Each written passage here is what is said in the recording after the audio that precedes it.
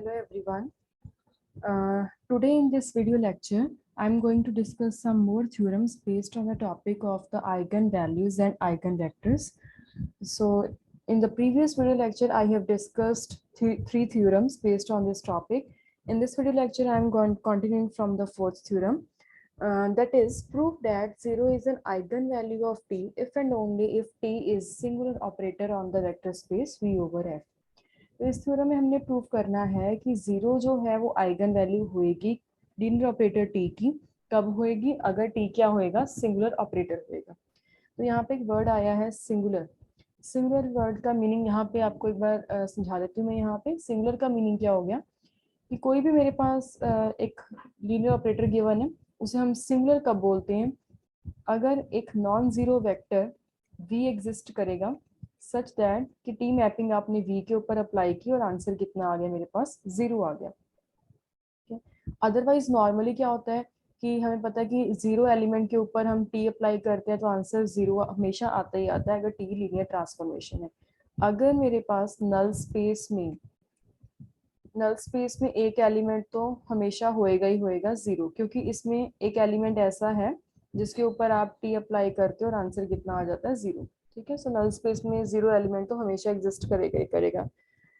But अगर 0 के अलावा और भी कोई नॉन जीरो एलिमेंट आ जाए, जैसे यहाँ पे मैंने एक्सप्लेन किया, तो उस केस में जो मैपिंग होएगी उसे हम क्या बोलते हैं? Singular operator. ठीक है, हाँ जी। तो इस थ्योरम पे वापस आते हैं। इस थ्योरम में हमें प्रूव करना है कि 0 जो है वो आइगन वैल्यू होएगी लीनियर ऑपरेटर टी की। ठीक है, कब होएगी? According to the definition. तो हम अज्यूम करके चलते हैं कि 0 जो है वो आइगन वैल्यू है टी ऑपरेटर की। तो आइगन वैल्यू की डेफिनेशन में हमने फर्स्ट लेक्चर में पढ़ा था कि ये 0 जो है वो आइगन वैल्यू कब होएगी? If there exists a non zero vector v in the vector space V such that t over that element V is equals to 0 into V। Lambda की वैल्यू यहाँ पे कितनी गिवन है? 0 गिवन है। Now 0 into V is 0.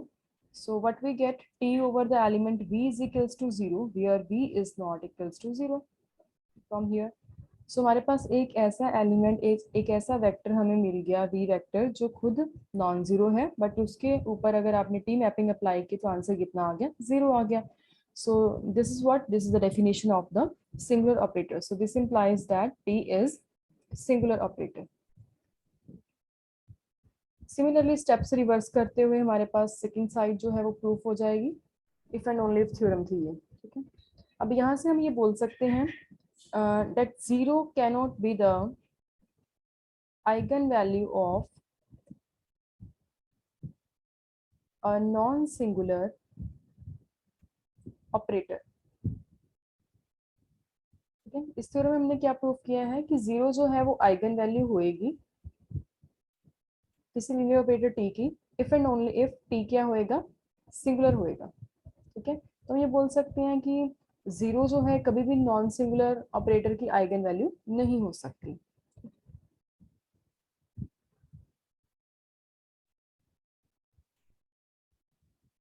So let's start with the next theorem.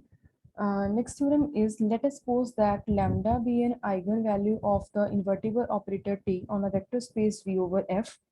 Then prove that lambda inverse is an eigenvalue of t inverse। हमने prove करना है कि अगर लैम्डा हमें आइगन वैल्यू गिवन है टी ऑपरेटर की और टी ऑपरेटर मुझे क्या गिवन हो? इन्वर्टिबल गिवन हो। ठीक है, तो अगर मैं इसका इन्वर्स करूंगी तो ये मेरे पास आइगन वैल्यू होगी टी इन्वर्स ऑपरेटर की। ये मैंने यहाँ पे प्रूफ करना है। ठीक है, सो अगेन प्रूफ स्टार्ट करते हैं। हमें गिवन क्या है इसमें कि टी ऑपरेटर क्या है? इन्वर्टिबल है। We are given that T is invertible operator.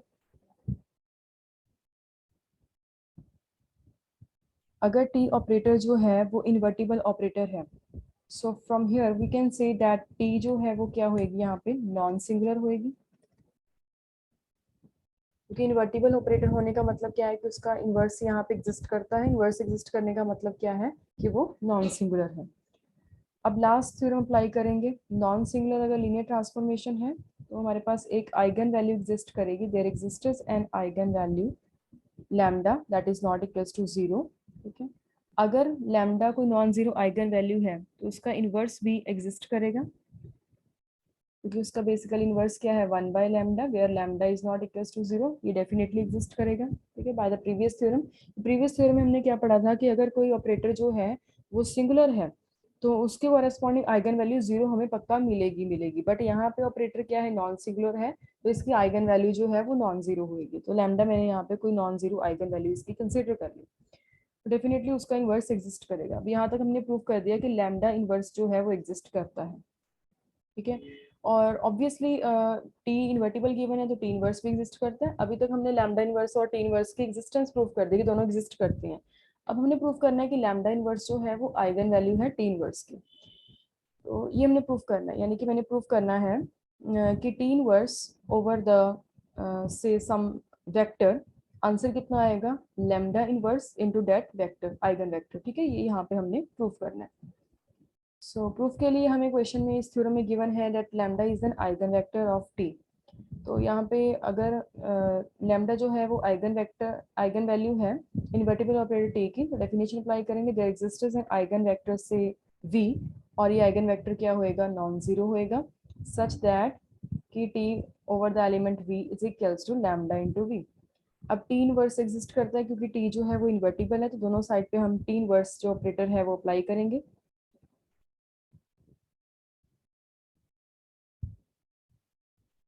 Now from here what we get t inverse t over the element v is equals to, अब t जो है वो लीनियर ऑपरेटर गिवन है तो उसका इन्वर्स भी क्या होएगा लीनियर ऑपरेटर होएगा, तो लैम्डा स्केलर बाहर आ जाएगा t inverse over the element v।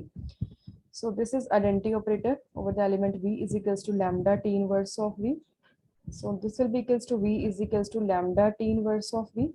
So from here we can say that अगर मैं ये लैम्डा इसके साथ दोनों साइड पे लैम्डा से डिवाइड करवा दूं, so what we get 1/λ v is equals to t inverse over the element v.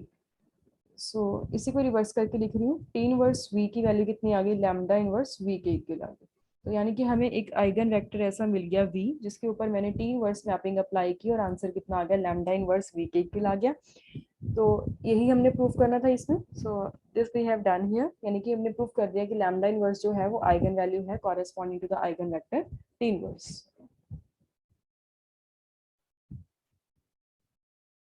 The next theorem is theorem number 6, that T be a linear operator defined on the finite dimensional vector space V, then prove that the following statements are equivalent. हमने proof करना है कि ये तीनों statements आपस में क्या है इक्विवेलेंट है। फर्स्ट कंडीशन क्या है कि लैम्डा जो है वो आइगन वैल्यू है टी की। सेकंड कंडीशन क्या है that the operator lambda I minus T क्या है सिंगुलर है, और सिंगुलर होने की वजह से वो क्या होएगा नॉन इन्वर्टिबल होएगा। और थर्ड कंडीशन क्या है कि determinant of lambda I minus T is equals to 0। हमें तीनों कंडीशंस को इक्विवेलेंट प्रूफ करना है, मतलब first implies second, second implies third, third implies first. ठीक है, सो सबसे पहले हम प्रूफ करेंगे first condition implies the second condition. तो इसमें हमें फर्स्ट कंडीशन गिवन है, यानी कि हमें गिवन है कि जो लैम्डा है वो आइगन वैल्यू है टी की। तो हमने प्रूफ क्या करना है कि लैम्डा आई माइनस टी क्या होएगा सिंगुलर होएगा। तो लैम्डा आइगन वैल्यू टी की हमें गिवन है, तो यहाँ पे आइगन वैल्यू की डेफिनेशन अप्लाई करेंगे that there exists a non-zero vector v in the vector space v such that t over the element v is equals to lambda into v. Now this lambda into v can be written as lambda into identity of v, because we know that the definition of identity operator identity of v is equals to v here. So v के place पे हमने लिख दिया identity of v. Now again this can be written as lambda into identity over the element v according to the definition of the identity operator. तो यहाँ तक हमने क्या प्रूफ कर दिया, यहाँ तक मैंने प्रूफ कर दिया कि t over the element v answer is equals to lambda i over the vector v। अब दोनों टर्म्स एक साइड पे कंबाइन कर लेंगे, so from here we get lambda i v minus of t over the element v is equals to 0। यहाँ से हम ये बोल सकते हैं कि lambda i minus t over the vector v is equals to 0 where v is not equals to 0।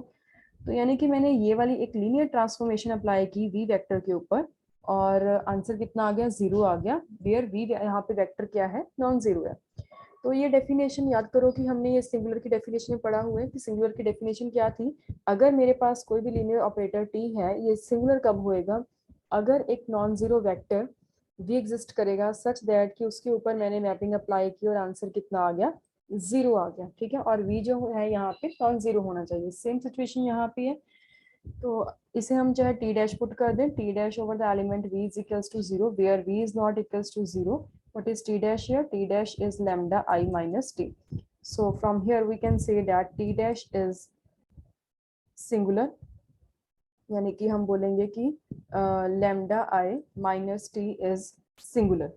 अगर कोई ऑपरेटर सिंगुलर है तो डेफिनेटली उसका इन्वर्स एग्जिस्ट नहीं करेगा, मतलब वो इन्वर्टिबल नहीं होएगा, सो it will be the non invertible operator. So first implies second यहाँ पे हमने प्रूफ कर दिया। नेक्स्ट हमने प्रूफ करना है second implies the third. Second implies the third.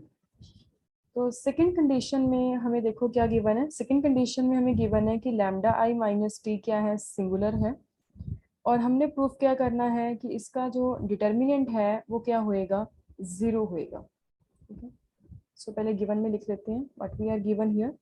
We are given that lambda I minus T is singular operator. अगर कोई ऑपरेटर सिंगुलर है, ठीक है, तो हमने पढ़ा हुआ है कि कोई भी लीनियर ट्रांसफॉर्मेशन के कॉरेस्पॉन्डिंग मैट्रिक्स एग्जिस्ट करती है, और किसी मैट्रिक्स को अगर एग्जिस्ट करे तो उसके कॉरेस्पॉन्डिंग कोई ना कोई लीनियर ट्रांसफॉर्मेशन एग्जिस्ट करेगी।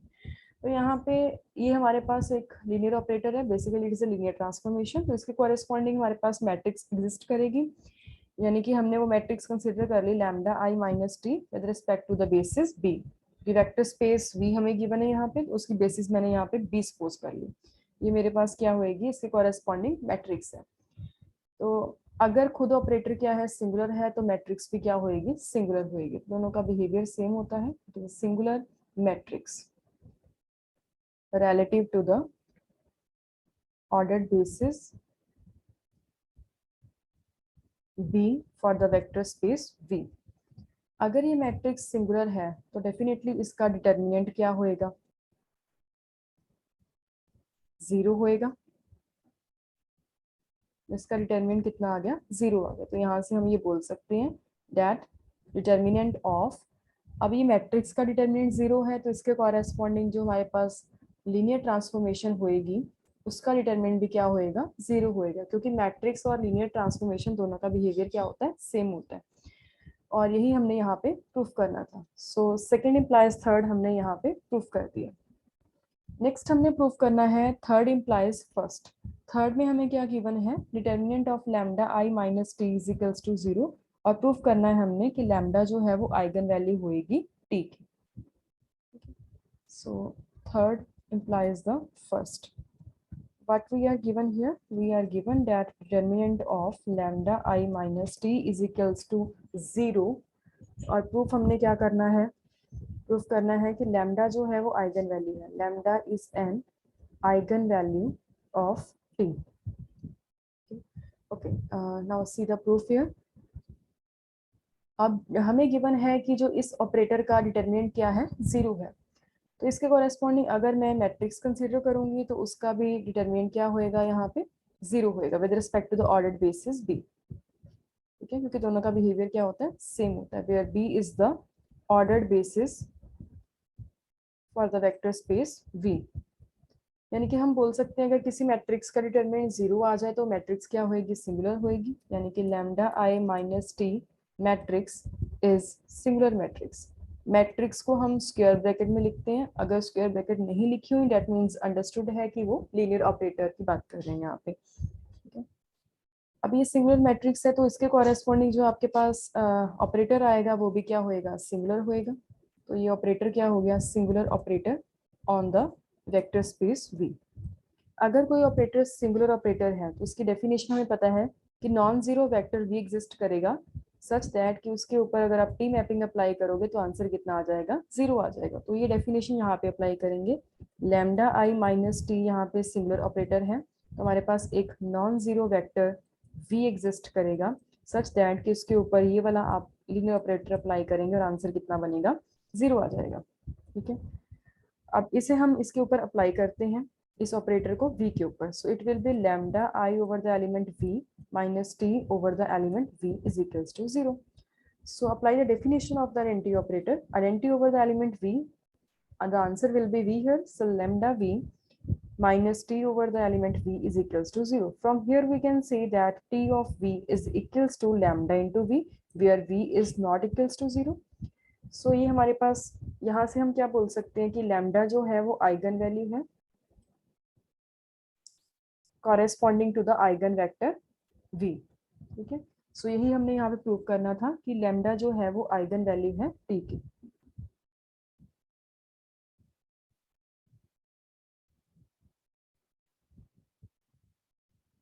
So here is the corollary based on the previous theorem.